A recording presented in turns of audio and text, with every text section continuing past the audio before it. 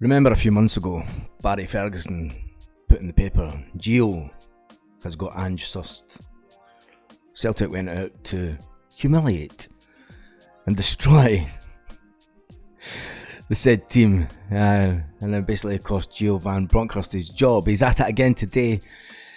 Barry Ferguson instructs Mickey Beale to pile on the pressure. Meanwhile, Callum McGregor is just going from strength to strength, and he sends out a warning. Callum McGregor sends out a warning to Rangers and plays it coy over the Rio Hatate thing. I thought it was interesting yesterday. And Aaron Moy is winning the race to be fit for Ange Postecoglou's men. So, I have to go back to him. Barry Ferguson's been at it again. Coco the Clown has said to Mickey Beale, I like how they call him Mickey Beale. We need to get a Beale picture up there. To humiliate Celtic in tomorrow's lunchtime derby. Celtic obviously have a 100% home record with 15 victories, including the one where last September, good Barry Ferguson, the man who's been rubbish as the manager, said that Giovanni Van Bronckhorst has they had the Australian sussed. How did that go for you, Baz? Anyway, he says, never once did I go to Celtic Park hiding. Nothing would matter. He's trying to rally the troops. Basically, he wants Mickey Beale's men to humiliate them this weekend. He says that doesn't light a fire in their belly when they're walking off that bus. Nothing will. Go there and throw a spanner in the works, cut the gap down to 6 gaps and react when the pressure is on. What goes on in his head? Honestly, what goes on in his head? Anyway, never mind. Moving on. Rio Hatate, Callum McGregor sends a message and says, although it's touch and go with Rio, and I think it's one of those questions that I'd love to ask Ange Postecoglou is, does he tell the Celtic TV guys to make sure that they don't show a player or two when they're in training on occasions like this? Because the man is a very intelligent man, and it wouldn't surprise me if he said, right, I don't want him on any footage this morning. Anyway, the Japanese star was a big miss for the Hoops at Ross County at the weekend, although we did go on to win 2-0 at the weekend. He's in contention, but it hasn't been confirmed.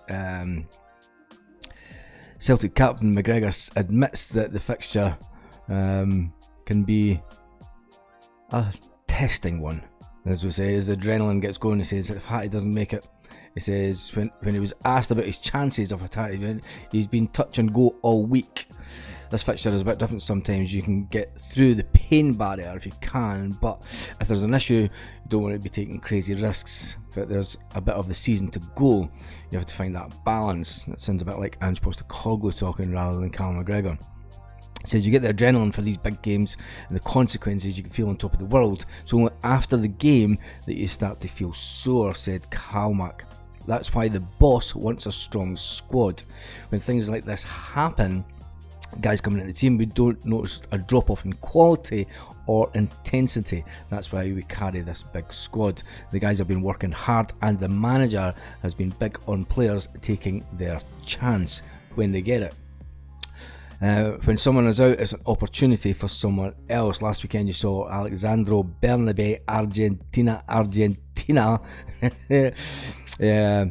He came out and had a really good game. McGregor went on to say, we want to send out a message to Rangers, a win that would take them 12 points clear at the top of the table with only 7 games to play. He says it's a game at home against a big opponent. Carmack went on to say, we want to go and send a message. Of course we do. It's just fantastic, isn't it? It is. I did predict a few weeks ago that we will win this weekend and we will put the gap up to 12 points. And I'm sure every Safeconian that comes and comments on the channel will come and try and break me down if we don't win this weekend. I said at the worst it's going to be a draw. Going on about Calmac, he still thinks he's just a wee boy for the East End of Glasgow that's got lucky. He's got lucky. He's been blessed to be in the position he's in. He's so privileged to have had the normal upbringing in the East End of Glasgow. He knows how difficult life can be for teenagers, and he says he knows that he's in a privileged position. He also went on to say in that interview yesterday, he says he's not fussy about what fans shout at Parkhead tomorrow. There's been enough written on the subject.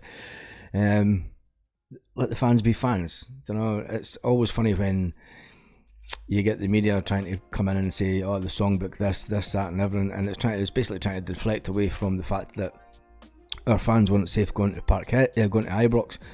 We asked for the bigger allocation to be reinstated. Rangers said no. Celtic said, okay, we won't take any tickets. And then Safeco said, right, fine, fair, we won't take any tickets. It's as simple as that. Anyway, moving on. One funny bit of news that's came out, and this will probably grate on them, because we know that they've lost their great leader who parked the bus. And I think he ran off with the £9 million from last season's run in Europe. Yep, UEFA have revealed that Safeco Rangers made £9 million more than Celtic last year. This is where it gets even funnier, right? Because they've no money now. They're trying to do another share issue, but they earned £9 million more than Celtic this year. But Celtic's books are in fantastic condition. Their audited books, you've got to remember, are in fantastic condition. And Safeco's never had an audited book in its lifetime, I don't think. And the fact that it's official, they did earn £9 million more. The Rangers earned £9 million more. Because we know you're watching this, Rangers fans, because you do. You've earned £9 million more. Where's the money? The big house must stay open. And on that note, have a great day, Celtic fans.